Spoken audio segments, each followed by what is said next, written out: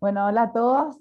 Estamos muy contentos de poder tenerlos acá con nosotros después de tanto tiempo y retomar esta habitualidad de webinars. No puedo creer que ya dimos la vuelta completa de un año, pero al menos ahora ya se ve una luz de esperanza, ya queda poco gracias a la vacuna. Así que eh, esperamos que todos estén muy bien, que estén sanos en sus casas eh, o en sus oficinas o donde estén, pero cuidándose mucho.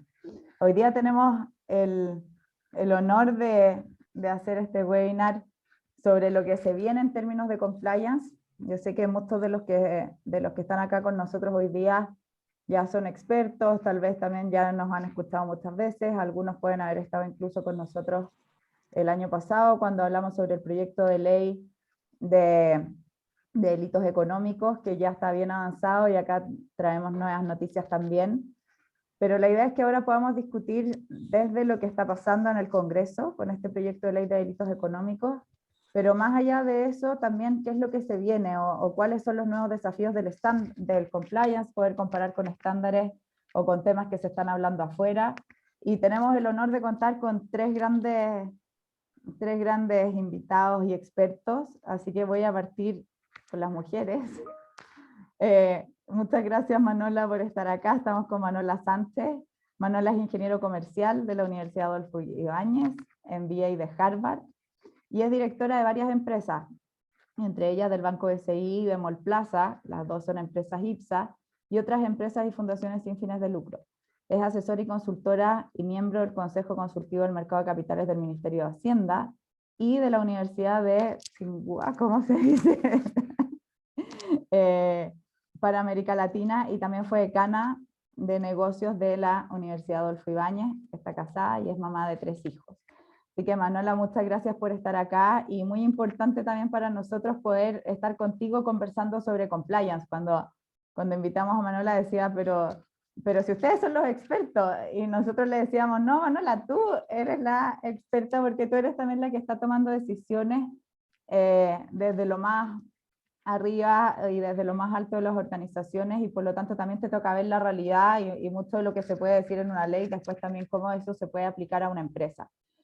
Bueno, Muchas también, gracias por la invitación, Susana, y realmente acá todos son los expertos. Yo voy a dar mi humilde opinión nomás como me ha tocado trabajar en esto, así que espero con ansia escuchar a los expertos antes. Gracias. no, yo creo que también ahí está la edición. Compliance tiene mucho sentido común y por lo tanto, más que experto no experto, una ciencia o haber estudiado más que otro, es como ver realmente cómo se aplica y tiene mucho también de psicología, que lo vamos a ver después en las presentaciones. Bueno, también estamos con Miguel Schurman, que él es socio de VAX Abogados. Es abogado de la Universidad de Chile, sacó distinción máxima, muchos premios, Nicolás Montenegro el año 2006, es máster en Derecho Alemán, un LLM en la universidad, no me hagan pronunciarla, pero una universidad alemana muy prestigiosa, también con distinción máxima, y es profesor del Departamento de Ciencias Penales de Derecho de la Facultad de Derecho de la Universidad de Chile. Y José Pedro Silva es asociado también de VAX, abogado de la Universidad Diego Portales, diplomado en la Reforma Procesal Penal de la Pontificia Universidad Católica, máster en Derecho Penal de la Empresa y Negocio de la Universidad de Chile, y también un MC en Criminal Justice Policy en la London Economic School. Y también Political Science. O sea, todos tienen muchos estudios, muy expertos. Bueno, yo soy Susana Sierra, soy ingeniero comercial. Otros piensan, no soy abogado, solamente para aclarar el punto, de la Universidad Católica.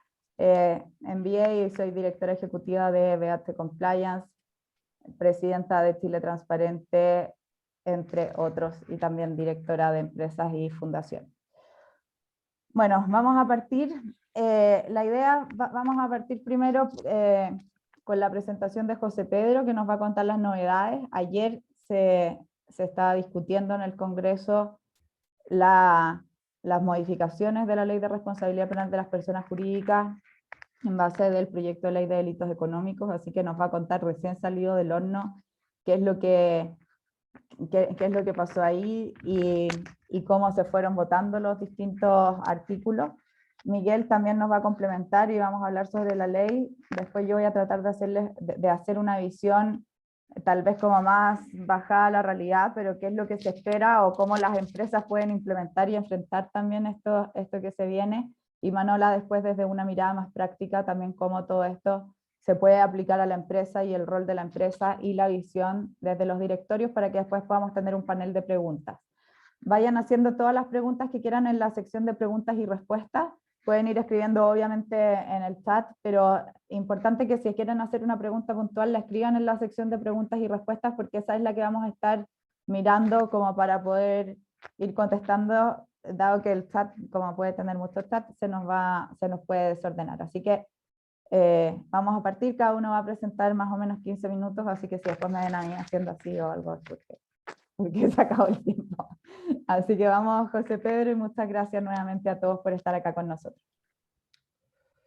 Ya, muchas gracias Susana, muchas gracias a todas y todos por haberse conectado a este panel que además es paritario, así que eso también yo creo que es importante en los tiempos actuales, así que nada, muy importante para nosotros también como oficina en alianza con BH Compliance y la Manola, ¿cierto?, que aceptó nuestra invitación a poder discutir los temas de compliance. Yo me voy a referir, tal como señaló Susana, en una primera parte a algo que viene probablemente desde el seminario más próximo al debate que hubo ayer, ¿cierto?, sobre la ley. Por lo tanto, incluimos en la presentación los últimos artículos que se votaron ayer hasta las 5:30 de la tarde, así que esa va a ser la idea un poco y repasar también lo que ya se ha aprobado en relación con las modificaciones a la 20.393.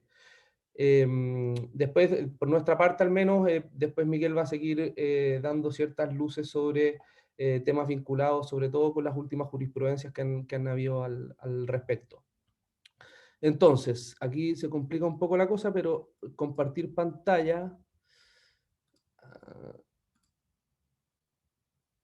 Ya. Hasta ahí vamos bien, ¿cierto? Perdón.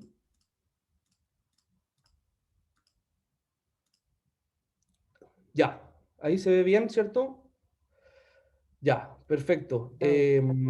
Bueno, cualquier cosa vayan anotando sus dudas.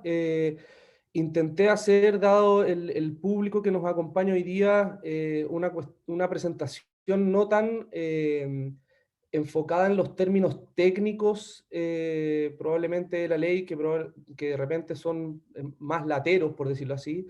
Y la idea es poder tener una rica discusión, por lo tanto, plantea la presentación en los términos más comprensibles posibles para las modificaciones, ¿cierto?, propuestas en la ley. Bueno, vamos a hacer brevemente, les voy a hacer un breve repaso general del contexto del proyecto de ley de delitos económicos que hoy día se está debatiendo en la Comisión de Constitución de la Cámara de Diputados. No quisimos hacer todo el recuento que hicimos en el seminario anterior para enfocarnos específicamente en lo que a ustedes les interesa, que es principalmente la 20.393, pero si recuerdan bien, este proyecto surge de un grupo de expertos en materias penales, ¿cierto? El profesor Antonio Bascuñán, Fernando Londoño, Héctor Hernández, Gonzalo Medina, entre otros, en que estuvimos trabajando durante mucho tiempo en generar un proyecto de ley de delitos económicos que fuera lo más comprensible posible de la realidad y de la realidad de las empresas, ¿cierto?, que hoy día se desarrollan en el mercado, y que por otro lado diera cuenta de las modificaciones que había que hacerle a 10 años ya de la implementación de la ley 20.393, que bueno, cada uno podrá tener sus propias posiciones al respecto, pero si hay algo que es más o menos una opinión compartida es que no ha tenido los efectos deseados desde el punto de vista al menos desde la persecución en ciertos casos importantes, ¿cierto? En que por una parte se ha dicho que no existen las herramientas, por otra parte se ha dicho que la ley contiene ciertos elementos, ¿cierto?, que hacen muy difícil de probar ciertas situaciones, etc. Entonces, bueno, lo primero son los objetivos generales del proyecto de ley, que hoy día está en primer trámite, como bien les digo. Estamos votando, ayer estamos como en un 30% aproximadamente de lo que dice relación con la 20.393, y el resto del proyecto ya está entero aprobado.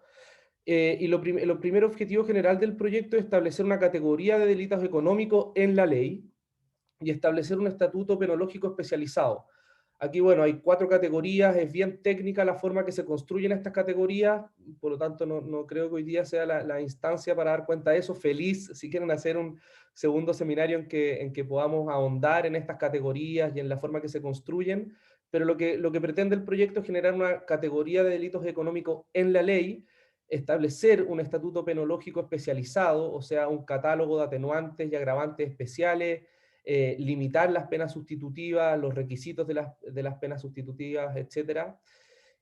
Reformar también el sistema de consecuencias pecuniarias y inhabilitaciones. Ahí establecemos un sistema bien interesante de días multas conforme al ingreso de la persona que es condenada. Esto estoy hablando evidentemente en relación al régimen para personas naturales. Y después, bueno, viene una parte importante del proyecto que es la que vamos a desarrollar en esta presentación, destinada a la responsabilidad penal de las personas jurídicas. Y finalmente se incorporan nuevos tipos penales vinculados a la delincuencia económica. Ahí me permito destacar el trabajo que desarrolló la Comisión en torno a los delitos medioambientales. Creo que ahí hay que poner un ojo porque la reforma a los delitos medioambientales es bastante relevante en términos de lo que existe hoy día, y nuevamente para eso también podríamos tener un seminario aparte, pero sí les hago ese énfasis.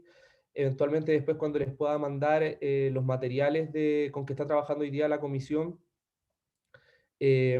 puedan detenerse sobre el tema de los delitos medioambientales. Ya, bueno, los objetivos específicos en relación a las modificaciones de la 20.393, y aquí quise destacar un solo objetivo que me parece que es el que es transversal, ¿cierto?, a todo el proyecto. Y es que el proyecto lo que pretende hacer es cambiar el paradigma del compliance desde una política como existe hoy día de prevención de delitos, aislada y acotada a ciertos actores del sistema, a una verdadera cultura institucional de prevención de delitos.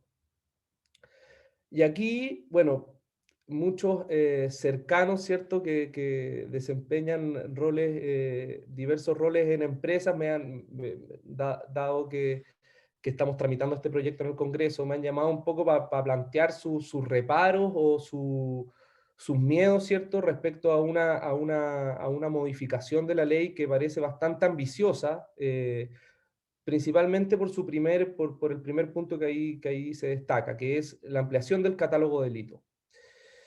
Como bien ustedes saben, el catálogo de delitos del proyecto de ley incorpora aproximadamente 180 delitos. Y ahí hay una cuestión que es bien importante, y por eso que yo creo que desde la empresa esto, más que como una amenaza, hay que tomarlo como una oportunidad. Lo que pretende el proyecto, tal como se señala en la descripción de este objetivo, es crear una cultura institucional de prevención de delitos, y no una cuestión que se entienda acotada a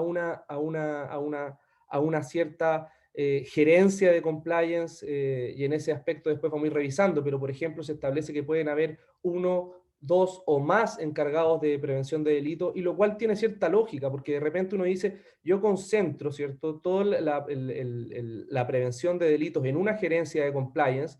Sin embargo, en temas vinculados a temas medioambientales, por ejemplo, o a temas vinculados a cuestiones informáticas que ahora se incorporan, ¿cierto?, en el nuevo delito, hay otras expertise de otras gerencias que pueden ser mucho más eficaces en controlar ciertas actividades de riesgo de la empresa que estar concentrada en una sola área dentro de la empresa. Entonces, en relación con la ampliación del catálogo de delitos, y acá yo creo que hay que perder el miedo.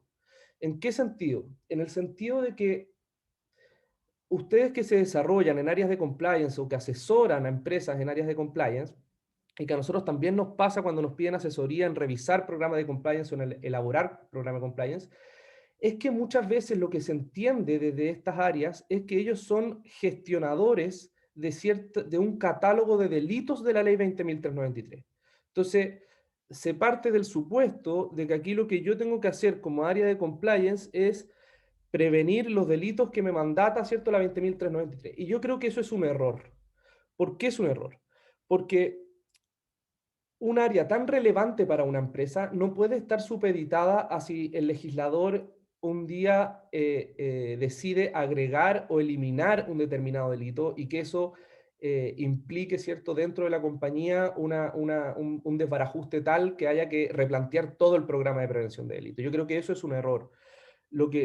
Hacia dónde tiene que apuntar esto es que para mí sea, como empresa, sea indiferente, ¿cierto?, el catálogo de delitos que me imponga el legislador, porque mi foco está puesto en una cuestión que es súper relevante y que yo creo que los manuales de prevención de delitos muchas veces se ponen el foco en detectar los riesgos y los controles para esos riesgos, pero yo creo que hay un paso anterior y que nos ha pasado a nosotros cuando hemos trabajado modelos de compliance, en que es la detección de los procesos, o sea, tener claridad desde los distintos procesos de las compañías en que hay una cierta descripción de esos procesos que me permite a su vez identificar riesgos y a su vez identificar controles.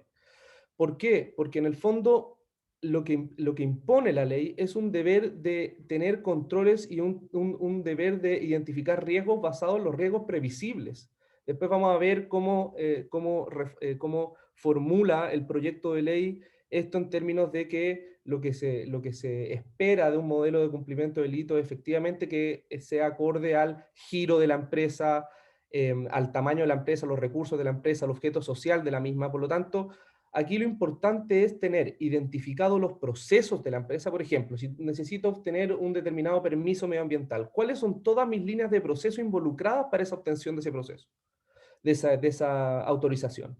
Y en base a eso, ¿cierto?, identificar riesgos y en base a eso identificar controles. Por lo tanto, va a haber un punto en que me va a ser más o menos indiferente el catálogo de delitos porque yo voy a tener acotado cuál es mi riesgo en base a mis procesos. Entonces ahí la identificación del externo, que somos nosotros los que elaboramos programas de prevención, es mucho más rápida y mucho más evidente de cómo se vincula un delito a cierto proceso. Porque hoy día, al menos, les reitero, lo que nosotros nos topamos es que a las empresas les cuesta detectar todos los procesos involucrados en la producción de su giro. Bueno, lo segundo es, se amplía el ámbito de aplicación de la ley, ¿cierto? Se amplía las empresas, se incorporan las universidades del Estado, se incorporan los partidos políticos y se incorporan las personas religiosas de derecho público. Ahí lo vamos a revisar bien en detalle en el articulado. Y también, y esto es súper importante, y por eso yo decía esto de que se cambia el paradigma del compliance, porque se amplía el círculo de sujetos a los cuales se les puede vincular su responsabilidad.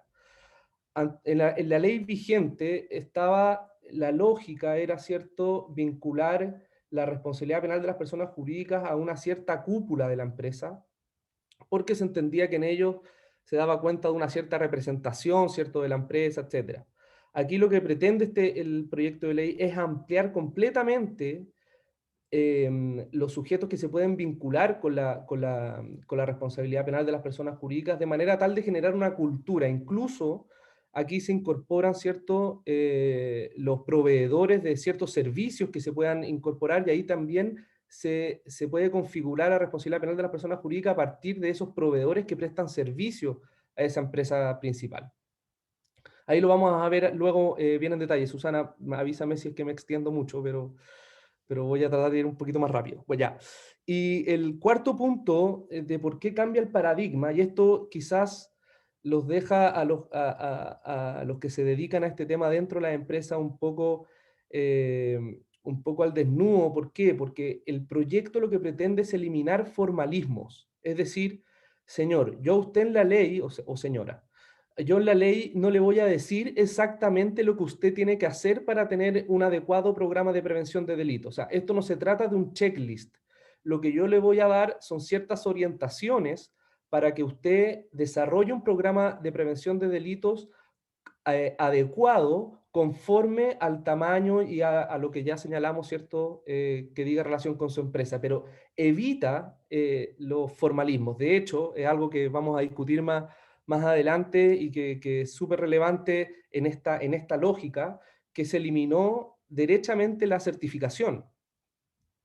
Después la Susana ahí va a poder retrucar, ¿cierto? Su postura al respecto, pero se eliminó la certificación y precisamente se eliminó la certificación por la idea de que no existen métodos formales para cumplir con la ley. O sea, yo necesito que evidentemente que una empresa, y mi postura en particular y también la de los profesores que estuvieron ayer en la comisión, era que evidentemente que va a ser necesario que una determinada empresa que es acusada, ¿cierto?, de un delito que incurra la responsabilidad penal de la persona jurídica, tenga certificación, porque va a ser un elemento probatorio más, pero le queremos dar el peso a la certificación justo en relación a la materia, a la defensa que se quiera hacer en ese caso en particular, pero no establecer una regla general de certificación de modelos que en el fondo muchas veces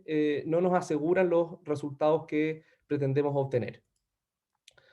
Bueno, y aquí nos vamos nuevamente a las modificaciones que hoy se encuentran aprobadas. El artículo primero, después si nos queda tiempo al final, o quizás, bueno, se los podemos mandar, hicimos un comparado vis a vis en el fondo, ley vigente, artículo aprobado hasta el día de hoy. Bueno, el artículo primero, el ámbito de aplicación de la ley, ¿cierto? Que como les decía, se incorporan todos los delitos económicos sin distinción alguna. Si ustedes recuerdan el proyecto de ley en relación al régimen a las personas naturales, se excluye la aplicación de ese estatuto a las pequeñas empresas. Aquí no se hace distinción alguna y también se establecen ciertos delitos económicos que solo van a ser delitos económicos en la medida que tengan ciertos factores de conexión con la empresa. Esto estamos pensando para el régimen para las personas naturales. Sin embargo, para la Ley 20.393 se incorpora todo el catálogo de delitos, sin distinción y para todas las empresas. En relación al ámbito de aplicación de la ley, tal como les decía, se incorporan las universidades del Estado, los partidos políticos y las personas jurídicas religiosas de derecho público, lo cual creemos que es un avance importante, sobre todo en relación a la incorporación de los partidos políticos, y por eso hablaba antes de una cultura de prevención de delito institucional, porque en el fondo aquí no se trata solo de estar pensando en la empresa, sino que esto tiene que ser una idea cultural, ¿cierto?, de prevención de delitos, y eso también incorpora evidentemente a los partidos políticos. Ya, acá yo diría que esta es una de las modificaciones más relevantes. Como bien ustedes saben, los criterios de imputación de responsabilidad penal están en el artículo 3º hoy día de la ley y prácticamente discurre sobre 4 puntos. Como señalábamos recién, está acotado a la cúspide de la organización. Es requisito que el delito se haya cometido en provecho o beneficio de la empresa. Y además que la comisión del delito debe haber sido consecuencia del incumplimiento de los deberes de dirección y supervisión, que eso todos sabemos, ¿cierto?, que es un concepto que está bastante discutido o que no hay mayor consenso, ¿cierto?, sobre lo que se entiende por deberes de dirección y supervisión al respecto. Y en realidad lo que hace la ley vigente no es exigir un modelo de prevención de delitos, sino que es una forma de cumplir deberes. Y lo dice expresamente en el inciso primero del artículo 3º. Entonces, es una lógica del checklist de un extremo formalismo. O sea, a mí siempre me llamó la atención que en la ley se establecían los años que debía durar el compliance officer en el cargo, lo cual parece absurdo, ¿cierto?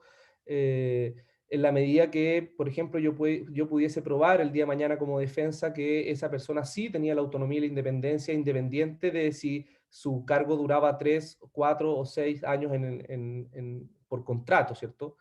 Bueno, y aquí el proyecto de ley lo que hace es que amplía sustancialmente el círculo de personas a las cuales se puede vincular su responsabilidad por o con la intervención de un funcionario gestor de intereses ante terceros.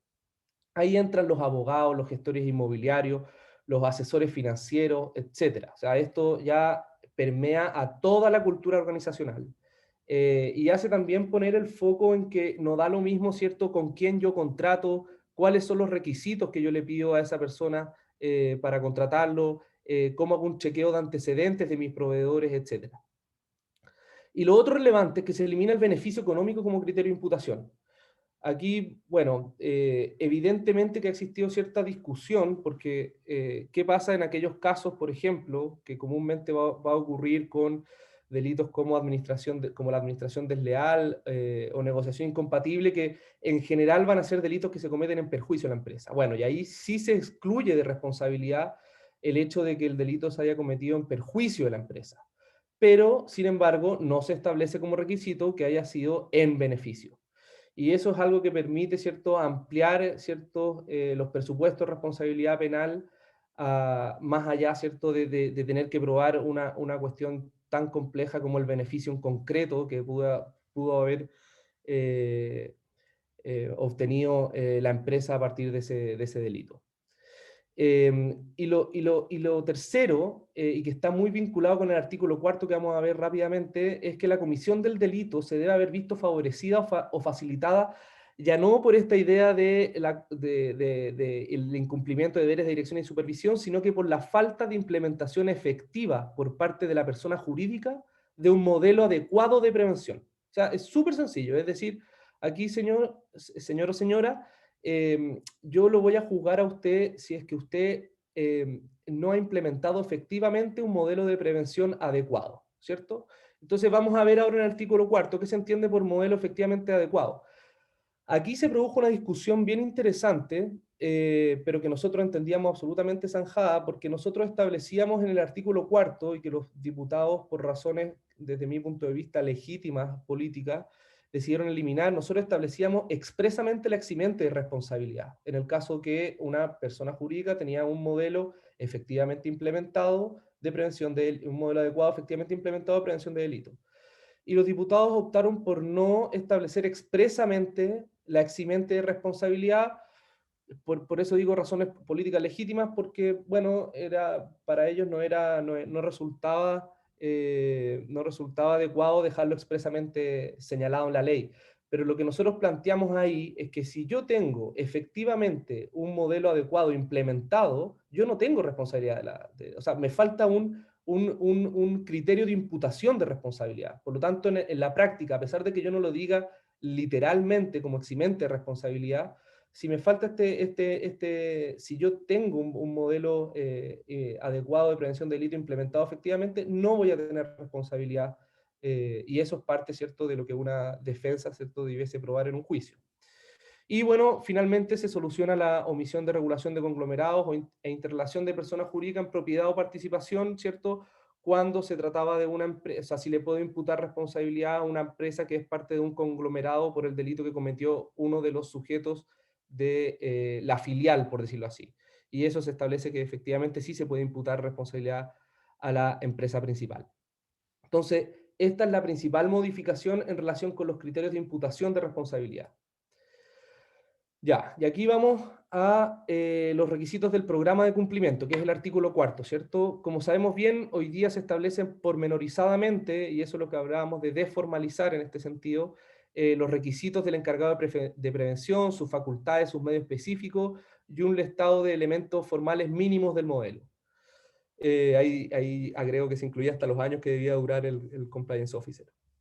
Y se establece la certificación como medio de prueba, ¿cierto?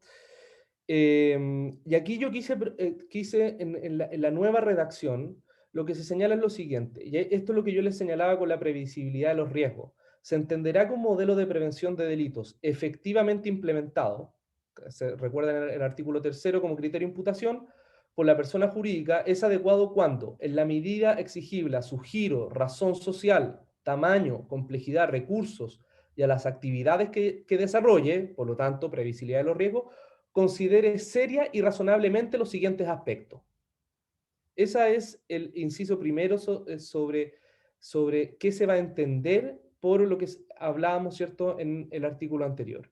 Y aquí se establecen ciertos ámbitos que debe desarrollar el programa de prevención de delitos lo más amplio posible, sin caer, como les decía antes, en estos requisitos pormenorizados que existen en la ley actual.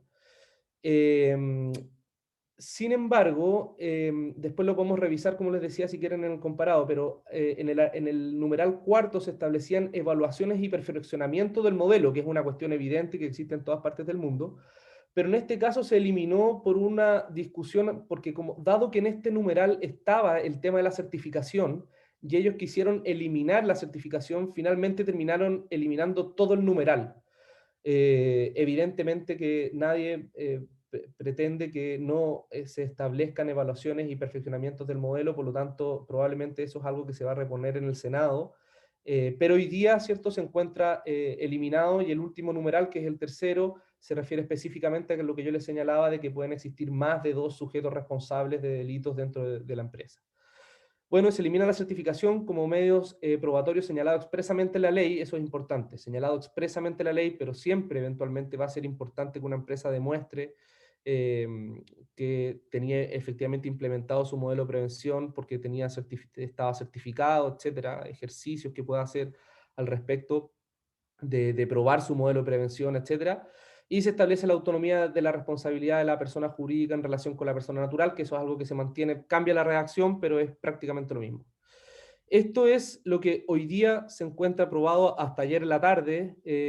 Las sesiones son los martes de 3 a 5 y media, así que lo pueden seguir por la TV Cámara, el debate que ha estado bastante interesante.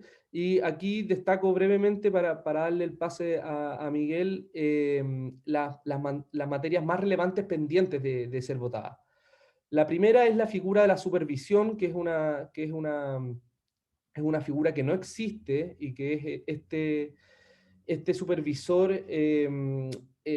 el fundamento de su existencia es para aquellos casos en que exista grave insuficiencia, ¿cierto?, por parte del sistema de prevención de delito, y esta figura de la supervisión va a tomar cuerpo, ¿cierto?, tanto como medida cautelar, como condición de la suspensión condicional o como sanción.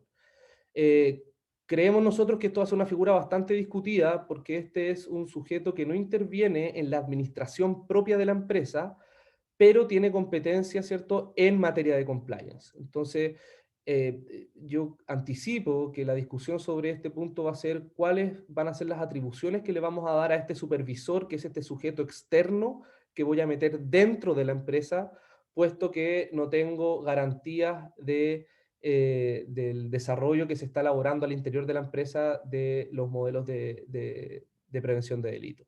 Después está el comiso, ¿cierto?, que hoy día está como pena accesoria, ampliado al comiso por equivalencia.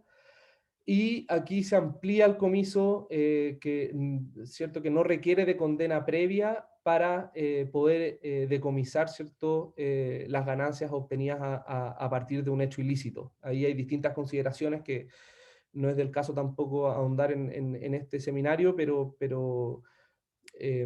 bueno, podemos destinar otra instancia a ese punto en particular. Y por otro lado, también se fija el sistema de días multa, esta vez extrapolado a la empresa, ¿cierto? Lo que ya existía, ¿cierto?, para el régimen de personas naturales, ahora se extrapola a la empresa, y con eso la idea también es que las multas sean contingentes a los ingresos de la empresa a la cual se le impone la multa. No sé cómo estoy de tiempo, Susana, ya Súper estamos. pasado, pero Ya, perdón. así que Bueno, eso, cualquier duda estamos disponibles para responderla al final de la sesión. Miguel, ahora sigue Miguel Schurman con los temas jurisprudenciales. muchas gracias, Muchas José gracias. Pedro. La verdad es que no te paramos porque está muy interesante y era importante conocer el comparativo de la ley actual con el proyecto. Así que muchas gracias. Vamos, Miguel. Ya, vamos. Muchas Muchas gracias. gracias, Susana, muchas gracias, José Pedro. Tú tienes el manejo de la pantalla, José Pedro, así que para que vayas siguiendo Sí, la por supuesto. presentación. Bueno, un agrado estar nuevamente con ustedes. Agradezco la organización, por cierto, del seminario, y a Manuela que haya aceptado también la invitación a comentar esto. Sin más, tratando de ajustarme mejor al tiempo que el panelista precedente. Me quiero referir a ciertos aspectos. A mí lo que me ha pasado cuando nos ha tocado hacer capacitación, hablar sobre el proyecto de ley, en general se ha planteado como un proyecto futurista o idealista que no va a llegar a buen puerto, que hay muchas razones de por qué, como muchos proyectos de ley, no va a llegar a ser aprobado, no en los términos que están planteados. Y la respuesta que yo he dado, que es lo que intento también explicar acá, es que este proyecto no hace más que recoger muchas prácticas propias del derecho comparado, muchas prácticas propias también de la forma en que se investigan estos delitos, de tal forma que, más allá de decir esto es el futuro, en parte esto ya es realidad. Y yo creo que esa es parte del juego que uno debe hacer, y por eso la segunda parte de la presentación se llama esta idea de nuevos estándares en materia de compliance, saliendo un poco del paradigma muy chileno de que si no está dispuesto en la ley entonces no existe, que a propósito de lo que plantea José Pedro con el tema de las certificaciones, ya, o incluso la regulación del modelo de cumplimiento, cuáles son los años que tiene que estar el oficial de cumplimiento. Bajo nuestra cultura, si no lo dispone la ley, no se hace. Entonces nosotros no teníamos cultura de compliance antes de la ley 20.323, pese a que, por ejemplo, en Alemania todavía no hay una ley de responsabilidad penal de las personas jurídicas, la cultura del compliance está muy extendida, se entiende siempre como una forma de salvaguardar la responsabilidad penal de directores, incluso más que de empresa, o responsabilidad también administrativa de empresa. Entonces, es una cultura que va mucho más allá de una ley específica, como en Chile, pero en Chile tenía que surgir el amparo de una ley y con una regulación bien extensiva. Ahora que llevamos 10 años, uno diría, bueno, este es el paso 2. O sea, nos independizamos un poco de la ley, asumimos que ahora la autorregulación regulada va a empezar a funcionar y dejamos andar una forma de entender el compliance probablemente nueva. Yo creo que esa es parte también de lo que se viene, y el proyecto de ley lo que hace es recoger ese avance y también suelta un poco la rienda de lo que ha sido la regulación de los modelos de cumplimiento en términos más específicos. Entonces, quisiera destacar ciertos puntos. José Pedro se refirió a ello. Se salió la presentación, José Pedro. Lo primero es esta idea de que pasamos de un catálogo de 3 delitos, después a 4, después a 6, después a 10, y cada año se van agregando más delitos. Los últimos fueron los delitos asociados a la pandemia, la obtención de un bono sin que te corresponda, la disposición al trabajo en términos de cuarentena, y así vamos colgando el arbolito, nuevos adornos a medida que va pasando el tiempo. Bueno, esa lógica se termina, lo que hace el proyecto de ley es decir, pasamos de 10 a 180, y ahí todo el mundo dice, pero ¿cómo 180? Y eso es parte de la cultura. Yo creo que la cultura de compliance en Chile, como surgió de la ley, fue, hago un programa de prevención de delitos en relación a delitos determinados. Y lo que hace en general el derecho comparado, o la práctica comparada, para ser más estricto con el concepto, es asumir la determinación de los riesgos de la empresa y luego ver la forma de evitarlo. Y esos riesgos pueden tener relevancia penal, pueden tener relevancia en materia de consumidor, pueden tener relevancia en materia de libre competencia, en un sinnúmero en términos administrativos sancionatorios. Lo importante es que yo quiero prevenir incurrir en infracciones administrativas, por eso se llaman programas de cumplimiento, no son programas de cumplimiento penal. En Chile están muy asociados a la idea de cumplimiento penal. Entonces, ¿cuál es el salto razonable que probablemente se va a dar en el proceso, en el proceso de formación de la ley? Pasar de un catálogo de 180 a una idea de responsabilidad por el giro. Esto es lo que está, por ejemplo, propuesto en el anteproyecto de Código Penal que se presentó al Ministerio de Justicia y que probablemente se ha discutido en universidades, todavía no se ha presentado como proyecto de ley. La pandemia y el denominado estallido social en parte obstaron a que se presentara y se empezó a presentar por parte. En parte este proyecto de ley de delito económico es una adaptación del anteproyecto de Código Penal en un área específica. ¿Qué trae ese anteproyecto? Un modelo de responsabilidad por el giro. O sea, dime cuáles son tus riesgos y esos son los que tienes que prevenir. Una empresa, un banco probablemente tiene menos riesgos medioambientales que una empresa productiva o minera. Una empresa productiva minera quizá tiene eventualmente menos riesgos de lavado activo que un banco, y sucesivamente uno puede ir ajustando cuáles son, a partir de tu matriz de riesgos, cuáles son tus riesgos reales y evítalos. Por ejemplo, claro, un casino tiene menos riesgo de cometer delitos de ley de pesca, y así uno puede dar muchos ejemplos. El punto es que cuál es tu práctica comercial, cuáles son tus riesgos razonables del giro, y hay algunos unos riesgos que son generales y que se contemplan en general también en tratados celebrados por Chile que nos obligan a sancionar a las personas jurídicas por ello: financiamiento al terrorismo, delitos de financiamiento ilegal de la política, cohecho y delitos contra la administración de justicia. Ninguna empresa, bueno, salvo los abogados, tenemos como giro litigar en tribunales. Sin embargo, cualquier empresa puede llegar a litigar a tribunales, y eso es parte también de esta adaptación un poco más amplia. Entonces, ¿cuál es el primer paso? Hay que sacarse de la cabeza esta idea de que tenemos que hacer un modelo para el delito determinado. Lo razonable es que quien ordene nuestro modelo de prevención de delito no sea una ley, sino que sea una matriz de riesgo. Y ese es el giro probablemente el que vamos a ir avanzando paso a paso, y entre más pronto uno lo haga, probablemente más cerca va a estar de esta adaptación.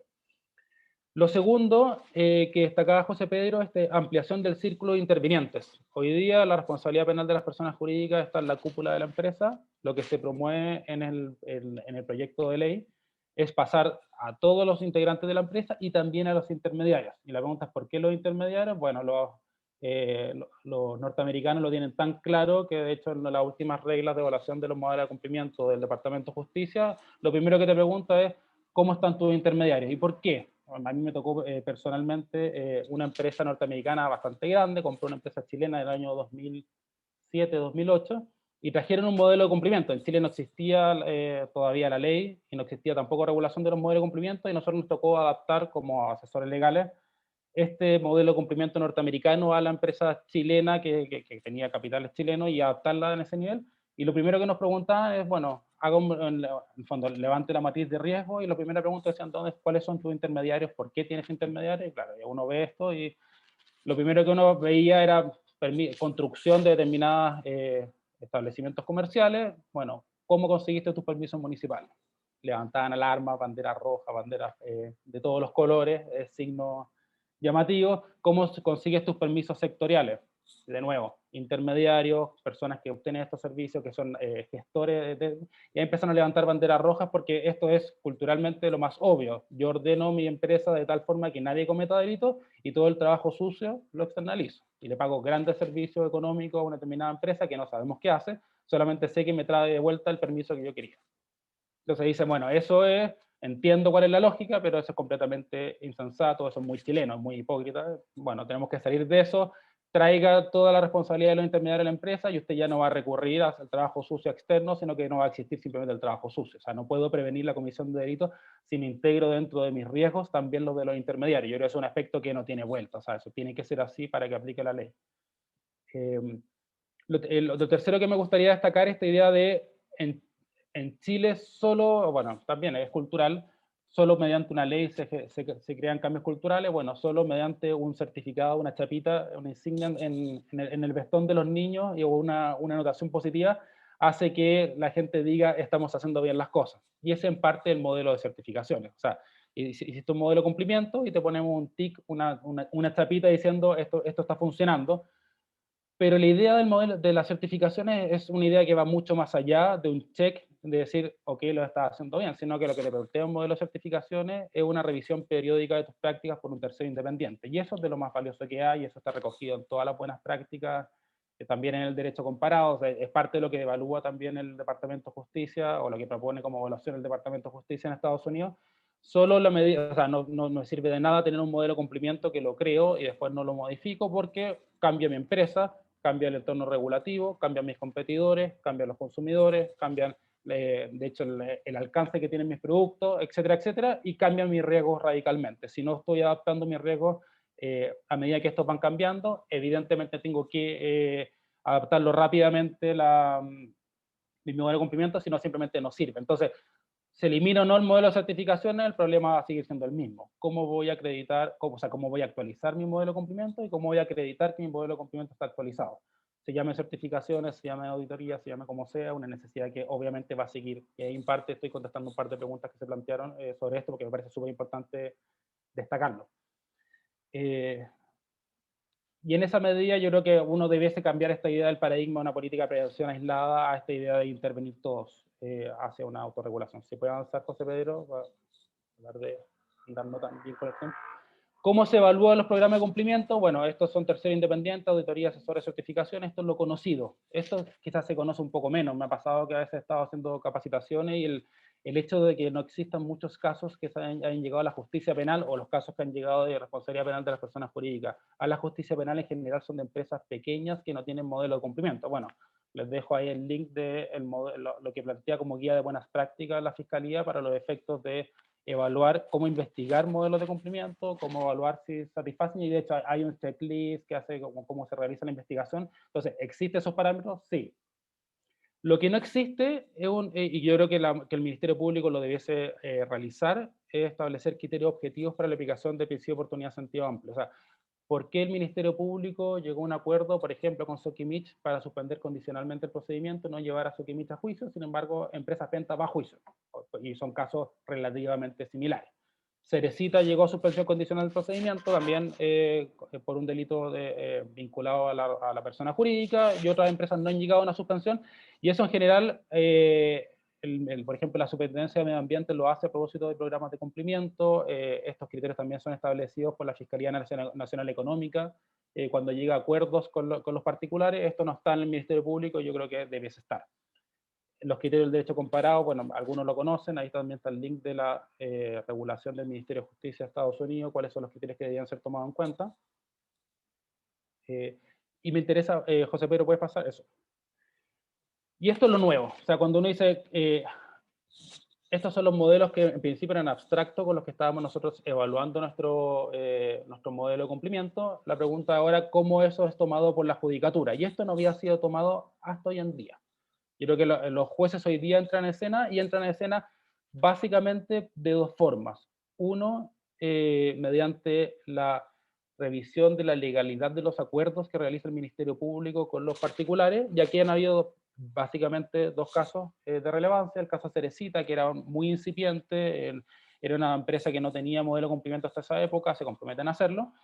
Y el caso Sokimich es más interesante, yo considero que es más interesante en la medida que esto fue bastante más avanzado, fue a final del año 2018 y se ratificó posteriormente, y en ello, dentro de los acuerdos, se establece lo que yo pongo hoy como cita textual, que el Ministerio Público obligó, o sea, llegó a un acuerdo con Sokimich para que cumplieran como una de las condiciones, habían unos pagos y otras condiciones adicionales, un informe que contenga un modelo de prevención de delito, programa de capacitación interna con referencia a la legislación canadiense, americana y alemana, debidamente certificada con informe en derecho de 2 profesores universitarios que tengan un doctorado en derecho penal. O sea, ¿qué es lo que me está diciendo la regulación? O sea, el Ministerio Público haga un modelo de prevención de delitos certificado, y además también tiene requiere este informe en derecho de profesores de derecho penal. Esto es una condición que se cumplió, uno puede acceder a la página del Poder Judicial y uno puede revisar ese informe, es parte también de lo que uno puede publicar, les puedo mandar el link también o los documentos si lo consideran útil. Lo importante acá es revisar cuál fue el criterio de los tribunales, o sea, los tribunales cómo vieron esta práctica, este acuerdo entre el Ministerio Público, porque los tribunales en principio podrían decir, esto no me parece una condición suficiente, o no se cumplen los criterios legales, o este es un caso demasiado relevante, tenemos que llevarlo igualmente a juicio, que también lo ha decidido, por ejemplo, en el caso farmacia, eso fue lo que decidió la Corte, diciendo, más allá de los criterios de pena, adicionalmente, un caso muy relevante, llevémoslo a juicio oral. En este caso, lo que hizo la Corte fue dar dos pasos atrás. El principio de oportunidad del Ministerio Público le tiene que hacer decidir qué casos quiere llevar a juicio, cuáles no. En la medida que se cumplan requisitos formales legales, yo le doy ese espacio al Ministerio Público. Y eso es lo que dijo la Corte, una vez conociendo de la apelación de esta suspensión condicional del procedimiento. Entonces, en esa medida, al Ministerio Público se le da libertad para llegar a acuerdo, y en esa medida el control de legalidad de los jueces de los acuerdos es bastante bajo. O sea, no existe una evaluación de los modelos de cumplimiento de los jueces en esta etapa, que es lo que quisiera destacar. Y lo segundo es lo que se ha comentado bastante en otros seminarios. Esto fue un veredicto que se dictó hace bastantes meses, el fallo va a estar en abril, la sentencia en relación a Corpesca. Y aquí hay varios aspectos que son súper interesantes. Yo sé que esto probablemente lo han escuchado, se han escrito columnas, yo escribí una en su minuto también diciendo cuáles las cosas que me parecían muy interesantes del caso. Pero aquí lo que me interesa que tengan súper claro es que con el veredicto no se acabó la discusión. El veredicto lo que hizo fue pronunciarse sobre el nivel de adopción e implementación del programa de cumplimiento de Corpesca al momento de la comisión de delitos. Sin embargo, la defensa de Corpesca señaló que había adoptado e implementado suficientemente un modelo de prevención de delitos con anterioridad al juicio. Entonces, tenemos una segunda instancia de valoración del modelo de cumplimiento de Corpesca, que es antes de que haya empezado el juicio oral. Entonces, y eso tiene que ser decidido en la sentencia, no en el veredicto. Entonces, en principio uno debiese esperar en la sentencia no solamente que se explaye más respecto a los criterios que ya se han establecido de por qué se estableció responsabilidad penal respecto de Corpesca, sino que adicionalmente pronunciarse sobre el estado actual del modelo de cumplimiento de Corpesca al momento de iniciarse el juicio, y probablemente eso nos va a dar ciertos criterios más interesantes, con un modelo más evolucionado respecto de cómo podemos evaluar ese modelo en base a criterios más específicos. La sentencia, el veredicto ya tiene cosas interesantes, recoge criterios que no están en la legislación chilena, sino que están en las reglas norteamericanas, esta idea de cómo voy a tratar al sujeto que incumple la ley, y ahí en caso Corpesca se destaca que la persona que fue condenada fue ascendida a otro lugar dentro de la empresa y no fue expulsada, que es un criterio que establece exactamente la ley chilena, pero lo recoge, y el hecho de que lo recoja yo creo que da indicios de cómo correctamente uno debe entender esta práctica. Esto no es una práctica restringida a lo que específicamente regula el legislador, sino que es aquello que se desprende de criterios legales más amplios, esta idea del soft law o de regulaciones propias de la práctica comercial o práctica empresarial, están entrando y son recogidas también por la judicatura al momento de evaluar los programas de cumplimiento, lo que yo creo que es de lo más interesante que hay. Espero no haberme pasado tanto como José Pedro, pero quizás solo un poco. Muchas gracias por su atención. Muchas gracias, Miguel. Súper buenas las reflexiones. Voy a ir en honor al tiempo también un poco más rápido. Déjame compartir.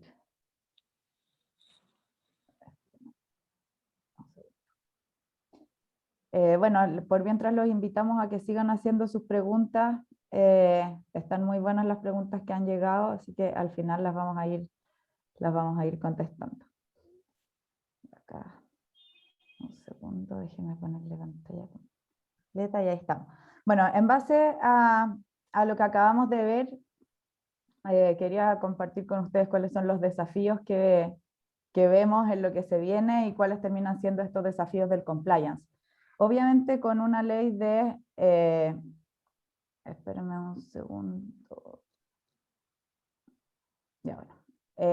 Con una ley con más de 180 delitos, la única forma que vamos a tener de poder abordarlo es con creando una cultura ética, como decía José Pedro al principio, y que gran parte de este proyecto termina siendo la idea en el fondo del proyecto es que las empresas puedan crear esta cultura ética más allá de crear de tener como modelos tipo checklist, ¿cierto? Miguel, por favor, ¿puedes silenciar? Ay, déjame. Ay, que quería silenciar a Miguel, ya está. Bueno, y la gracia de esta cultura ética tiene que ver un poco con esto, o sea, ya hablamos de que Chile es un país súper legalista y por lo tanto la visión del compliance en Chile termina siendo como cumplir con la ley, decir ya, la ley me dice que me tengo que hacer cargo de estos delitos, entonces me lo hago. Y este es el caso donde muchas veces nos encontramos, que por ejemplo una empresa constructora donde claramente tiene grandes riesgos laborales, muchas veces puede terminar más preocupada de la ley de pesca y de delitos súper específicos que salen en la ley donde tal vez tiene pocos riesgos, más allá que los riesgos que son claros de su giro, como podría ser el riesgo de delitos laborales. Y yo creo que el proyecto, eso es un poco lo que trata de recoger. Yo sé que al principio nos asustamos cuando vemos 180 delitos, pero ahora Miguel dejó bien claro que la idea es que las empresas implementen modelos de prevención de delitos, implementen modelos de compliance en base a su giro. Esta ha sido la aplicación de la Ley de Responsabilidad Penal de las personas jurídicas hasta ahora en Chile. Y efectivamente es una ley donde, o sea, es una aplicación donde en todos los casos ha sido por cohecho, o sea, todos estos casos la imputación es cohecho, donde muchos han sido muy difíciles de probar porque antes de que cambiara la ley el año 2018 había que demostrar la contraprestación y por lo tanto había que demostrar que efectivamente había un beneficio o la empresa lo había hecho para poder obtener un beneficio específico, por lo tanto todos estos son casos que han sido muy largos, pero si revisamos qué es lo que hubiera impedido que en estas empresas efectivamente ocurra el delito, no es un anexo en el contrato de trabajo de los trabajadores o de los proveedores.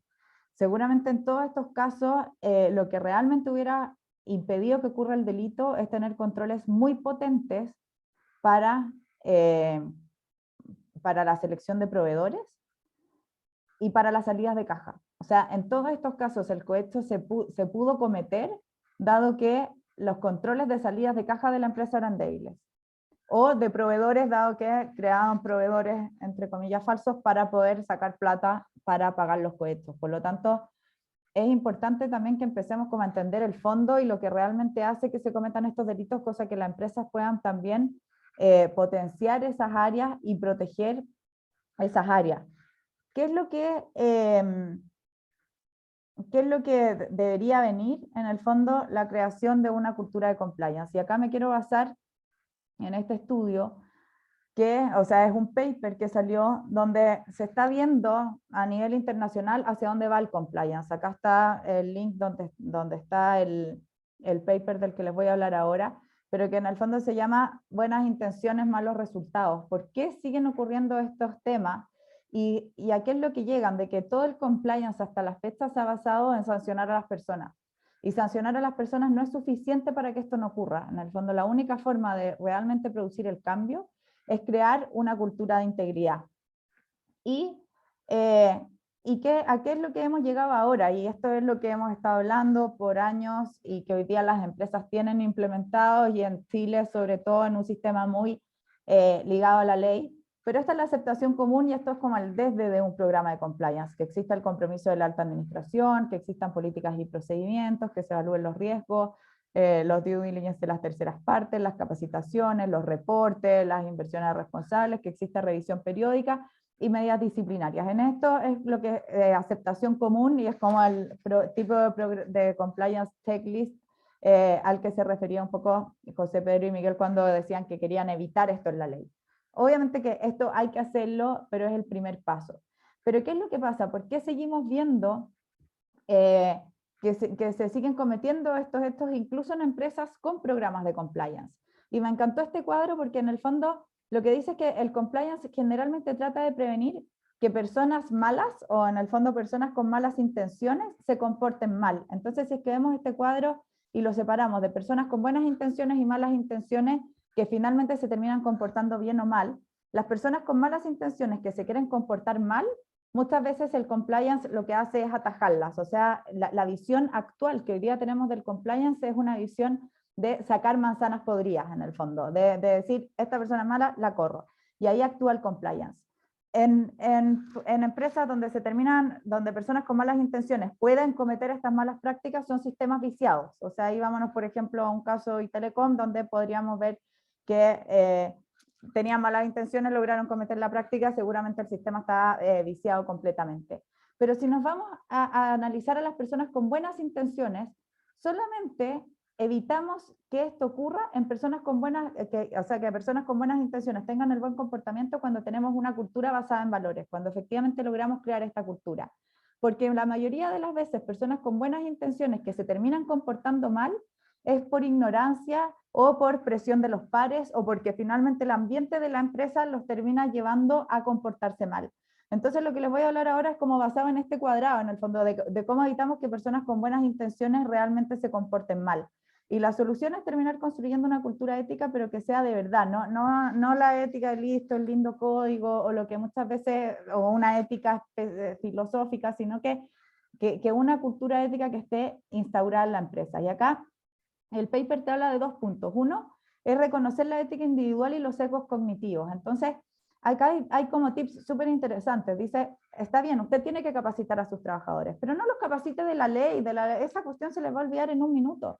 Capacite a los trabajadores donde puedan reconocer efectivamente estos sesgos. O sea, vayan a capacitar a los trabajadores en las áreas grises, que entiendan, pónganle dilemas éticos, vean qué es lo que puede pasar, qué pasa si es que llega un proveedor y me llega a ofrecer esto, qué pasa si es que un potencial cliente o si es que un funcionario público me pide algo, o sea, con ejemplos que sean súper concretos y que sean llevados a esa empresa, cosa que el trabajador también se pueda dar cuenta cuando se ve enfrentado a esta situación donde tiene que decidir por A o B, y que sea capaz de levantar el punto y que sea capaz de denunciarlo.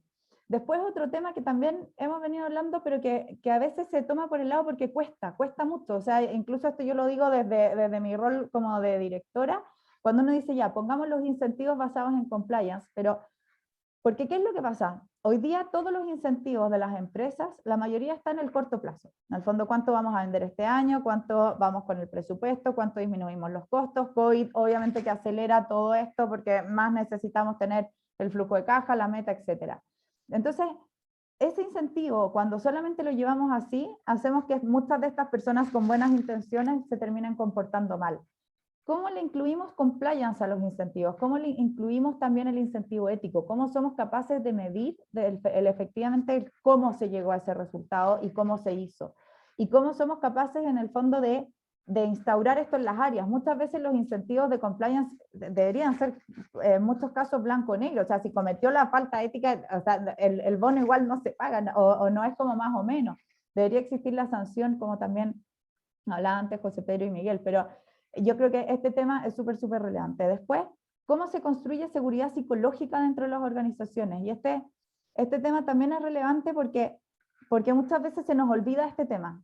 Está comprobado que en empresas que en el fondo que están como más, que le dan como más libertad a los trabajadores, se termina produciendo mucho más innovación.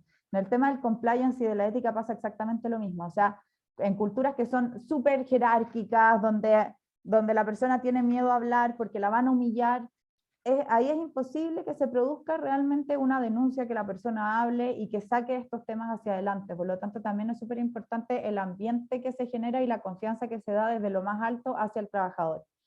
Después otro tema es bien innovador, que es como de impulsar este cambio. Está comprobado, por ejemplo, que en las farmacias, o sea, en las tiendas por conveniencia, si es que ponen comida nutritiva en las góndolas al lado de la caja, la gente come más comida nutritiva. O sea, en el fondo como estos empujones que se llaman, para que la gente se comporte mejor. Se hizo un estudio donde se demostró que si se le hacía firmar, y por eso acá hay que ser súper innovador, el código de conducta a los trabajadores sin leerlo, en el fondo le dice, usted lo tiene que firmar, no lo puede leer, lo firma, y después lo lee. Las personas de las empresas leían mucho más los códigos de ética, de conducta, y se fijaban mucho más en cuáles eran los temas. Está comprobado que generalmente las personas lo firman sin leer, pero si es que le ponemos como un empujón o como algo innovador, usted está obligado a firmarlo, pero no lo puede leer, me lo firma antes de leerlo porque igual lo tiene que cumplir, después las personas lo leían. Entonces, estos son temas que nos pueden ayudar a crear una cultura ética. Y para ir cerrando, el otro tema es como un diseño de un enfoque holístico en el liderazgo organizacional. Y acá un desafío muy grande para los directorios, o sea, los directores tienen que tener visiones de largo plazo y por lo tanto también tienen que crear metas de largo plazo. Si es que el directorio está solamente centrado en el corto plazo, como en esta cultura de la urgencia, también terminan siendo como banderas rojas para una cultura más corrupta o de menores prácticas. Después el tema de la supervisión. Generalmente nosotros dejamos hoy día la supervisión como el compliance y queda ahí como solo, y el pobre compliance termina siendo como casi que el policía dentro de las organizaciones, como donde la gente, muchos pueden tener miedo, no se atreven a hablar. Hoy día cada vez los desafíos éticos son mucho más grandes. Nunca en la historia habían habido como tantos desafíos éticos para las organizaciones como hoy día, y por lo tanto es imposible dejarlo solamente en una persona, y por lo tanto tiene que ser holístico, se tiene que incluir con auditoría, con legal, con sustentabilidad. Todas estas áreas tienen que tener una supervisión que sea conjunta. Después el tema de revisar la misión, la estrategia y el propósito. ¿Por qué? Porque muchas veces hoy día el propósito está basado en valores, o sea, y en el fondo lo que se dice en la organización quiere lograr esto de buena forma y siguiendo estas conductas éticas, pero nunca lo pensamos al revés, nunca decimos cuál es el impacto ético de nuestro propósito. Y cuando se piensa al revés es cuando realmente se logra crear cultura en la empresa, porque a la gente de la empresa le hace sentido. Entonces, este rediseño del propósito tiene que también ser como qué es lo que estamos dejando, y por lo tanto eso va a ayudar a crear la cultura hacia adentro. Después, ¿cómo identificamos y promovemos este liderazgo ético? O sea, en culturas del miedo o complacientes o súper jerárquicas, no existen estos liderazgos y tenemos que poder impulsarlos dentro de la organización y por lo tanto hacer organizaciones que sean mucho más abiertas. El tema de la diversidad, que es un tema que se ha hablado harto últimamente, pero también acá hay estudios que en instituciones más diversas se conversan más los temas y por lo tanto se analizan más.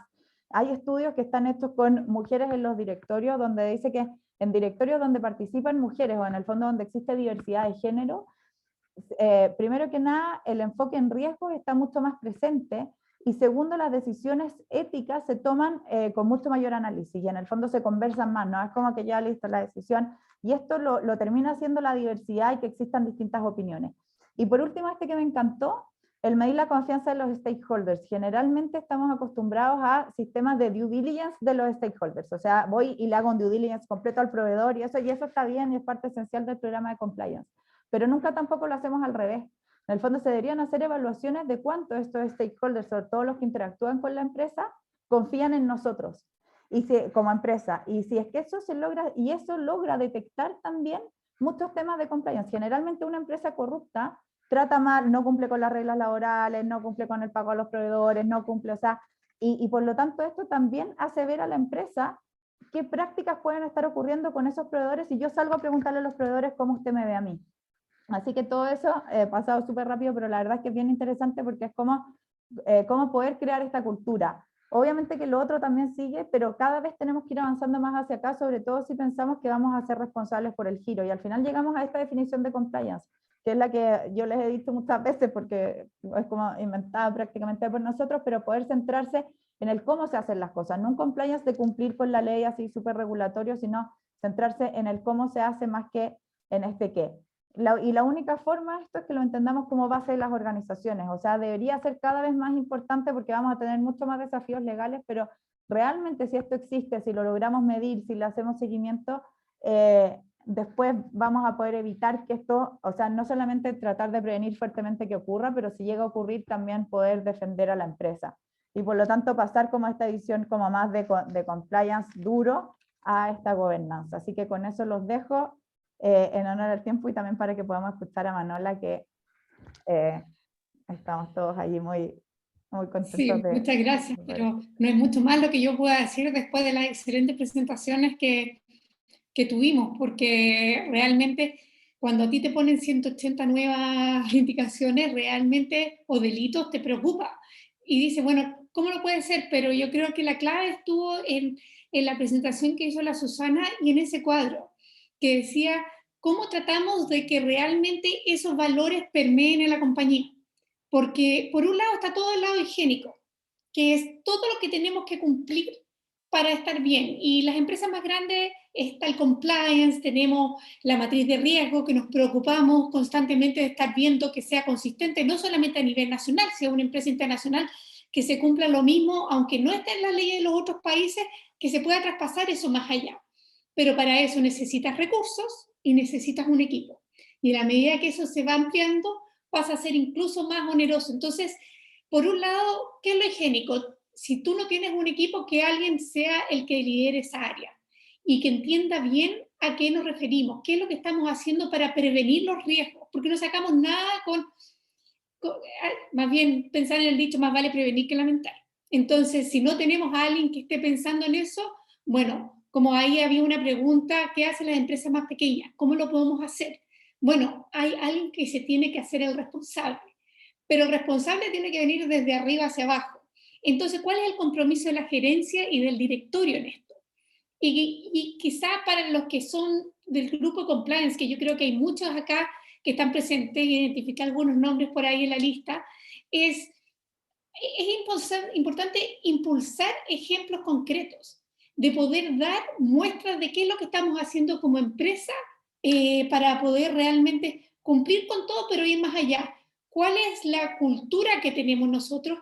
Y en eso se basa, y yo creo que ahí está el rol principal de los gerentes y del directorio. Hay que tener consistencia. ¿Y por qué digo esto? Porque si nosotros somos una compañía que está basada en los valores, y por ejemplo ahora, yo les ponía el otro día cuando conversábamos sobre este seminario, cuando uno toma decisiones en tema de regalos, que es un tema como bastante difícil y que ha ido cambiando en las empresas, pero por un lado decimos, bueno, no se pueden recibir regalos de más allá de 20.000 pesos. Pero ¿qué pasa si te invitan a cenar a un restaurante muy caro? ¿Tú lo aceptas o no lo aceptas? ¿Eso está escrito o no está escrito? ¿Cómo me preocupo yo, si soy de compliance, si soy de la empresa, que esto se haga? Si yo soy el director y a mí me invitan a almorzar a un restaurante, ¿voy a decir que sí o voy a decir que no? Y ahí lo importante es que la cultura y qué es lo que pensamos dentro de nuestra organización vaya desde arriba hacia abajo. Porque si yo doy el ejemplo de que eso no está bien y voy a rechazar esas invitaciones, estoy dando el mensaje de que no es la forma de obrar. Entonces, hay veces que uno pone las reglas, pero dice, bueno, esa no. No, así quizá el principal mensaje que se está dando es, hay cosas que son sí, que son blanco y negro, y el área gris es la compleja, y es ahí donde cada empresa tiene que tener una postura, y esa postura tiene que traspasar. ¿Y cómo hacemos eso? Quizás ese es el principal desafío. Y la Susana nos dio varios puntos de cómo son las mejores prácticas, no ser tan prescriptivo, no liderar con la zanahoria, pero principalmente con el garrote, para liderar estos procesos de cambio y tener una cultura basada en, la palabra compliance suena un poco duro, pero en valores que se traspasen, vamos a estar haciendo un buen trabajo y no nos vamos a tener que preocupar de esos 180 delitos. Y no sé si me explico bien, pero al final yo no saco nada con tener una lista, la lista va a seguir creciendo seguro, porque echa la regla, echa la trampa. Pero ¿cómo me preocupo yo como organización para que dentro de la empresa estemos velando por eso sin tener que saber cuáles son los delitos? Y si llegamos a eso, es que estamos haciendo un buen trabajo. Y obviamente es importante monitorear todo esto porque siempre puede suceder que hayan problemas que surjan, principalmente como dijo, salía en ese gráfico que lo encontré genial, que es la ignorancia, que no sabemos de eso. Entonces ahí donde las certificaciones son una buena forma. Y también tener la prueba del algodón, traer a terceros, a gente fuera que sea objetiva, que mire cuáles son los procesos que tenemos establecidos en la empresa y cómo los podemos mejorar. Porque tal cual uno lo hace en todo tipo de procesos dentro de la organización, si no sabemos de algo, ¿qué hacemos? Nos educamos. Bueno, lo mismo tiene que pasar acá. Si no estamos seguros que estamos haciendo un buen trabajo, bueno, traigamos a los expertos, traigamos abogados que miren todo nuestro proceso y digan, ¿lo estamos haciendo bien o mal? Tenemos una certificación, esta certificación nos ayuda. Había una pregunta que decía, bueno, ¿pero para qué sirven las certificaciones ahora? Bueno, les puedo contar una experiencia, como decana me tocó, uno se certificaba a nivel nacional, pero a mí las que más me importaban eran a niveles internacionales. ¿Por qué? Porque yo quería pasar la prueba del algodón, no solamente en Chile, sino en otros países, y tener las mejores prácticas como universidad en ese minuto. Entonces ustedes se tienen que preguntar, bueno, ¿dónde queremos estar en este gráfico? Y para poder estar en la parte que estamos cumpliendo con todo, por un lado tenemos que darle a conocer al resto de la organización cuáles son las cosas, cómo se deberían hacer para tratar de reducir esa ignorancia al punto más bajo. Y si realmente nosotros como organización no sabemos, bueno, apoyémonos con gente que sepa, para que así podamos tener claro qué está bien, qué está mal, y las áreas grises las podamos definir como empresa. Y ahí me callo porque yo creo que hay muchas preguntas más importantes que mis comentarios. Así que, José Pedro, había muchas tuyas al principio, así que no sé si querés hacer un resumen en base a las primeras y así vamos resolviendo. Estoy un poco intimidado por la extensión de mi presentación, así que si algún otro quiere intervenir, bienvenido. Tú dices, Manola, ir de las preguntas y respuestas que están... Sí, pero principalmente acá yo las fui resumiendo cuando fueron apareciendo, pero hablaban de la gestión eficiente a los nuevos delitos. ¿Cómo, así, qué puedes opinar tú en cómo se puede hacer una gestión eficiente a estos nuevos delitos? Y una pregunta que me pareció súper interesante es, bueno, si ahora no hay una certificación, ¿cómo podemos, el Ministerio Público puede decir que lo que tenemos no vale? ¿Cómo podemos realmente darle un poco más de tranquilidad a nuestros participantes? Ya, yo voy a responder una parte, yo creo que Miguel también ahí puede intervenir para responder la otra parte de la pregunta, pero mira, lo primero es que yo diría lo siguiente, la forma, nosotros ahora, obviamente que voy a hablarles en abstracto sin dar el nombre de las empresas con que estamos trabajando, pero llevamos, por ejemplo, mucho tiempo enfocados en el modelo de prevención de delitos de una empresa en diseñar la matriz de riesgo. Una matriz de riesgo, y como decíamos al principio, el tener perfectamente identificados los procesos de las compañías es algo que requiere mucho tiempo. Llevamos, no sé, 8 meses estableciendo en detalle cuáles son los procesos, cuáles van a ser los controles, asignándole valores a los controles, etc. Entonces, yo creo que anticiparse a este proceso que se viene, que es, como bien decía Miguel, y la experiencia comparada no es, en el fondo, ir sumando delitos de a uno, sino que cada vez más atender a que desaparezcan los catálogos y que esto sea una responsabilidad por el giro de la empresa, yo los incentivaría a que en el fondo, por una parte, vayan estableciendo una matriz de riesgo que dé cuenta de todos los procesos de la empresa y los riesgos asociados a cada uno de esos procesos. Eso es clave, y los controles que se van a establecer. Eso se puede empezar a hacer desde ya y es algo que se puede anticipar independiente de que entre en vigencia o no la ley. Eso por una parte.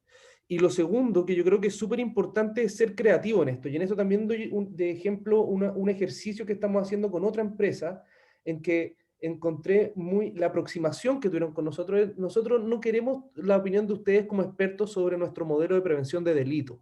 Eso eventualmente podemos hacerlo y está bien. Nosotros queremos ver de qué forma en la práctica opera nuestro sistema de prevención de delitos, como hoy día lo tenemos diseñado. Y ahí hicimos un ejercicio bien creativo de establecer un juego de roles a través de los canales de denuncia de la compañía, en que desarrollábamos una investigación y establecíamos entrevistas como si hubiesen fallado los controles, y preguntar a los gerentes encargados del área por qué fallaron esos controles. Entonces, ese es un ejercicio que eventualmente, y acá también lo vinculo con la pregunta sobre cuál es el valor de la certificación, en un eventual juicio, ese es un ejercicio que yo lo voy a poder mostrar a la fiscalía. O sea, es un ejercicio que yo voy a poder mostrar en juicio y decir, oiga, tal fue mi preocupación de que mi modelo estuviese efectivamente implementado, que no solamente me quedé con el diseño de la matriz de riesgo, sino que más encima lo puse a prueba. Y este es el documento, por ejemplo, que acredita esa puesta a prueba del modelo. Yo diría que hay que ir pensando, ¿cierto?, este desarrollo en detalle de las matrices de riesgo, y por otro lado ir pensando ejercicios creativos de cómo ir poniendo en funcionamiento en particular el modelo. No sé si Miguel... Miguel, ¿tú quieres aportar? Porque hay muchas Sí. preguntas que van en el ámbito legal que Yo van... contesté un par de preguntas, si existieron, estoy mirando por si alguien responde y tuviese dudas adicionales, por escrito en el fondo en el chat, por si ahí pueden ver un par de respuestas que me parecían de más fácil despacho. Respecto a la pregunta de cómo lo llevo a juicio, hoy día la certificación es exactamente como si no existiera certificación, porque lo que dice hoy día es que el Ministerio Público tiene que acreditar, más allá de toda duda razonable, que se verifican los elementos de responsabilidad penal. Eso es lo que en principio dice la ley. Yo puedo decir, yo cumplí con mis deberes de dirección y supervisión, de hecho estoy certificado, pero eso es prueba. Y eso significa que el Ministerio Público puede llevar un perito, puede llevar alguien experto que diga, en realidad esa certificación no vale, y no vale porque, sin número de razones, le escondieron esta información a la certificadora, lo certificaron hace mucho tiempo, cambiaron las condiciones, el modelo no está actualizado, hay muchas razones de por qué uno puede entender que no cumplieron con los deberes de dirección y supervisión pese a la certificación. Entonces, la pregunta es si eso va a cambiar cuando no existe la certificación. No, va a ser exactamente lo mismo. O sea, la certificación, una auditoría, el ejercicio que comentaba José Pedro, son todas formas de demostrar que tengo un modelo de cumplimiento que está efectivamente adoptado e implementado, y el Ministerio Público hará su trabajo en el fondo diciendo, no, en realidad ese ejercicio no estaba bien hecho, o la razón que sea. Entonces, de nuevo, va a ser un aspecto probatorio, pero lo que está excluido hoy día en la ley actual, y por supuesto después en la modificación legal, es esta idea de que si contrato algo, me salvo para siempre. O sea, esta idea de que lo decía el profesor Jean-Pierre Matou al comienzo, cuando se dictó la ley, esta idea de que los modelos de prevención de delito y la certificación era algo así como las bulas papales. Yo compraba mi perdón y después salía a pecar. Bueno, eso no existe. Y es bien importante saber que no existe y no tiene que existir. Es muy razonable que no exista. Entonces, por eso el que salga la certificación dentro de la regulación legal no cambia mucho el asunto, porque de nuevo tengo que demostrar que si pequé, al menos fue tomando medidas suficientes para no pecar, o simplemente no pequé. Eso será la discusión en el juicio de todas formas. Hay varias preguntas más que voy a tratar de seguir contestando por escrito, y para darle el paso a la Susana que complemente también, porque hay varias preguntas que también yo creo que van más relacionadas con la Susana, con esta idea de cómo implementar modelo, cómo meterse en la orgánica. Sí, exactamente, y le quería preguntar, porque la Susana, yo creo que muchas personas como que se preocuparon cuando decían, bueno, ¿cuál es el rol de compliance y cuál es el rol de la empresa? Así, yo tengo mi opinión, al final es todo uno, y cada uno tiene que cumplir sus roles, así que no me voy a meter porque ella es la experta, pero ¿cómo se aplica? ¿Cuáles son, qué es lo mejor? ¿Cómo se vería el compliance? Trabajar en conjunto con el resto de la empresa. Si puedes dar tú algunos tips ahí. Bueno, esta es nuestra visión desde BH Compliance también, pero es efectivamente cómo somos capaces de pescar el organigrama de la empresa, por así decirlo, y ver cuáles son los controles o cuáles son los temas de cada área que evitarían también que ocurra este tipo de malas prácticas.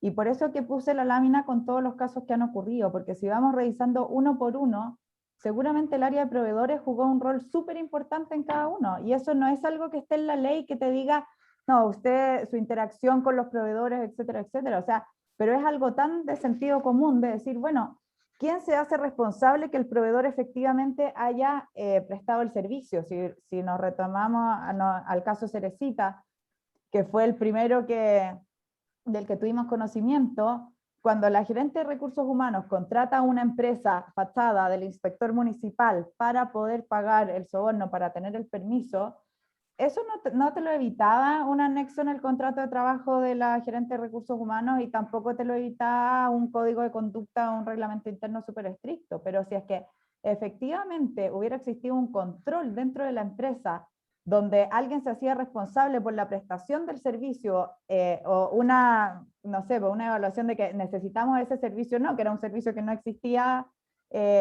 y por lo tanto que nunca se prestó, sino que era un proveedor para pagar el soborno. Pasa exactamente lo mismo en todos los casos después de financiamiento irregular de la política, después si nos vamos a Corpesca, o sea, ¿quién es el culpable o quién no es el culpable? Pero si el gerente general logró sacar plata de la compañía para pagar a Orpis y Sasi o todos los involucrados en el caso, también ahí hay un control súper fuerte de proveedores. Entonces yo creo que así es como se implementa, como entendiendo a dónde efectivamente están los riesgos, y acá vuelvo a lo que decía José Pedro en cuanto a procesos. O sea, si la empresa es capaz de entender bien todos sus procesos, se le van a prender solas las luces en cuanto a acá tenemos un riesgo, acá tenemos un riesgo, acá tenemos otro riesgo. Y eso tiene que ir complementado con la creación de una cultura para que la gente hable.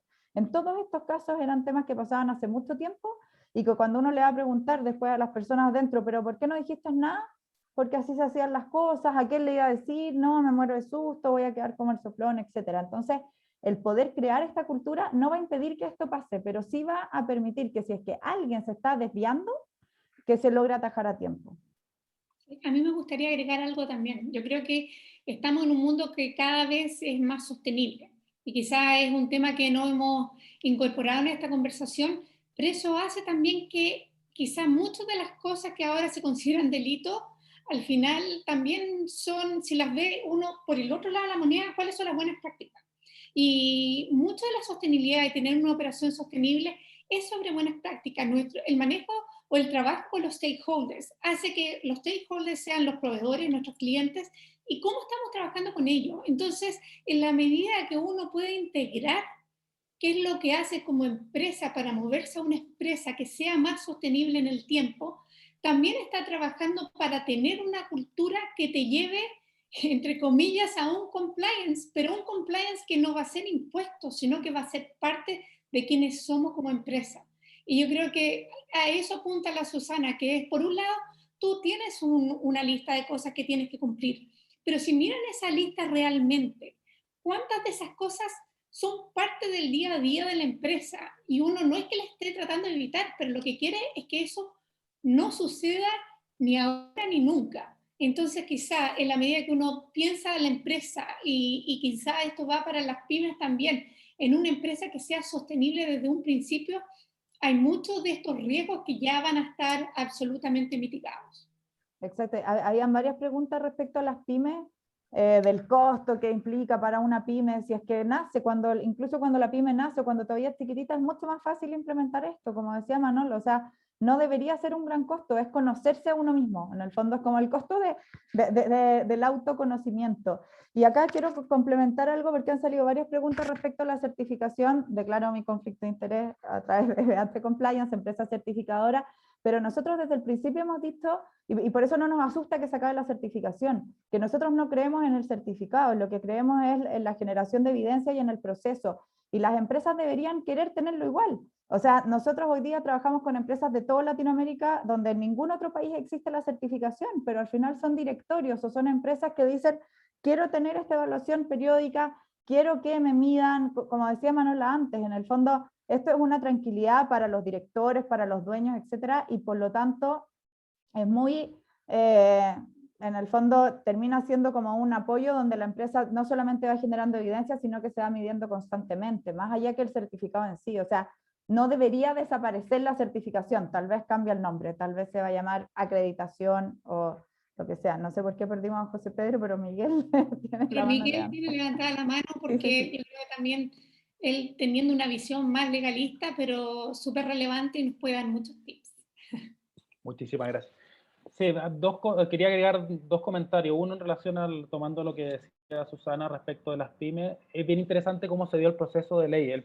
El proyecto de ley original, el año 2009, contemplaba un modelo de cumplimiento con determinada complejidad a partir del tamaño de la empresa. La empresa muy grande tenía que tener un oficial de cumplimiento independiente con cierto rol. Una empresa mediana podía hacer un rol compartido con un controller, por ejemplo. Y la empresa más chica podía ser los mismos dueños. Esa regulación parcelizada que estaba por la cantidad de trabajadores, por el nivel de ventas, se eliminó y se dijo, esto es un modelo de cumplimiento que en principio nos parece satisfactorio, pero usted tiene que cumplir con las medidas de dirección y supervisión. En la modificación actual lo que dice es, bueno, ajuste el modelo de cumplimiento a lo que usted crea que sea correcto y bajo ciertos parámetros que están establecidos en la ley. ¿Qué significa eso? Es, por cierto, una pyme va a tener un modelo de compliance que sea de menor complejidad, atendida a la menor complejidad de su empresa, y una empresa grande va a tener un modelo de compliance de mayor complejidad, atendida a la complejidad de su práctica. O sea, la idea es que el modelo de cumplimiento sea adecuado para el tamaño de la empresa, y la idea es que se autorregule también. Entonces yo creo que tiene una válvula de regulación el problema de el gasto con las pymes, porque en principio debe ser un gasto proporcional para cada una de las empresas, sean grandes o chicas. Marqué dos preguntas, o sea, una pregunta.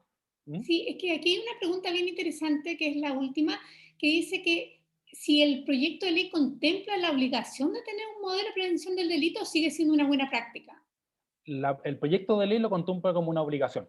La ley actual es cumplir con deberes de dirección y supervisión, y es una buena práctica tener un modelo de prevención de delitos.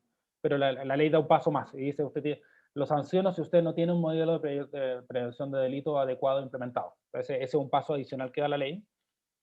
Habían dos preguntas más que me interesaba contestar. Una la marqué, que es la de Maximiliano Portales, que la tenía por acá, que la pregunta, una pregunta bien interesante, porque dice, si nosotros queremos que las empresas trabajen en la detección de delitos, básicamente los procesos de investigación interna y que los modelos de cumplimiento tengan sanciones efectivas, ¿por qué no supeditar la suspensión condicional del procedimiento a que la empresa colabore con el procedimiento? Y eso es algo que se podría regular vía ley. Es ahí la pregunta de Maximiliano si está previsto en el proyecto. El proyecto no lo prevé, sin embargo, esto es una de las típicas condiciones que uno esperaría en un instructivo del Ministerio Público que fije las condiciones a partir de las cuales va a definir a qué empresa sí le puede ofrecer una suspensión condicional y a cuál no. Y yo esperaría que esto podría ser una de las condiciones. Si nosotros queremos que las empresas colaboren con la investigación, en principio les puedo dar como premio, si se dan otro tipo de condiciones que se pueden fijar fácilmente, una suspensión condicional del procedimiento y no la llevo a juicio. Yo creo que no es necesaria una modificación legal, probablemente un instructivo del Ministerio Público que fije parámetros debe establecerlo como una condición para acceder a ese beneficio. Y la otra pregunta que marqué que estaba en el chat, que es de Macarena Blanc, que pregunta, ¿qué le pide a los intermediarios? Y esto es bien importante porque cuando uno habla de intermediarios puede ser súper genérica la afirmación. Uno puede llegar hasta proveedores incluso. La regulación norteamericana te pregunta, bueno, ¿para qué necesitan los intermediarios? ¿Qué servicios te prestan? O sea, la idea no es simplemente el hecho de que sea un intermediario hace que sea ya o parte de mi práctica o que sea, si es directivo se me imputa responsabilidad, sino que pregunta el sentido de la intermediación. Entonces, por eso hay alguna empresa, por ejemplo, no sé, ENAP le pide a sus distribuidores, mándeme su proyecto de prevención de delitos. Y le exige dentro de su forma de, en el fondo, contratar con ellos que tengan un modelo de prevención de delitos, y esa es una de las formas. Ahora, por cierto, hay distintos tipos de intermediarios y asesores, y de hecho hasta los mismos estudios de abogados han ido asumiendo paulatinamente la obligación de tener también modelo de prevención de delitos dentro de los estudios de abogados, que son también por definición intermediarios. Entonces, ¿cuál es el método? Bueno, el método es que yo me tengo que hacer responsable de procesos productivos, procesos de intermediación o procesos relevantes dentro de la empresa estén dentro o fuera, y eso ya en el fondo lo que hace irrelevante que yo externalice el servicio porque es un servicio cochino que no quiero tener dentro de mi empresa en términos más abstractos. Entonces no es un todo nada ni tampoco es una sola fórmula, si logro captar el sentido de la pregunta.